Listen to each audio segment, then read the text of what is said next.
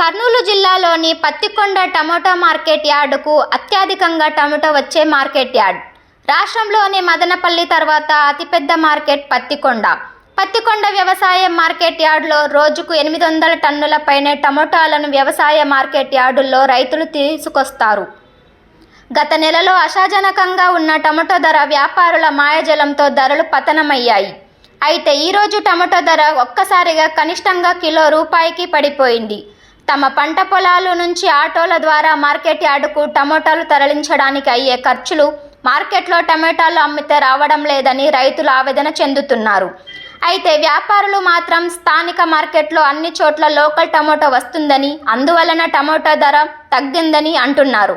దీనికి తోడు ఖరీఫ్ సీజన్లో మిట్టా భూములు సాగు చేసిన టమోటా వర్షాల వల్ల నాణ్యత లేకపోవడంతో ఆపై మార్కెట్లో అమ్ముడుపోవడం లేదని, అందువలన అవి కొనేందుకు వ్యాపారస్తులు మొగ్గు చూపడం లేదు. కాబట్టి రైతులు నాణ్యమైన టమోటాలను మార్కెట్కు తీసుకువస్తే మంచి ధర పలుకుతుందని, నాసిరకం టమోటాలను తీసుకురావద్దని వ్యాపారస్తులు రైతులను కోరుతున్నారు.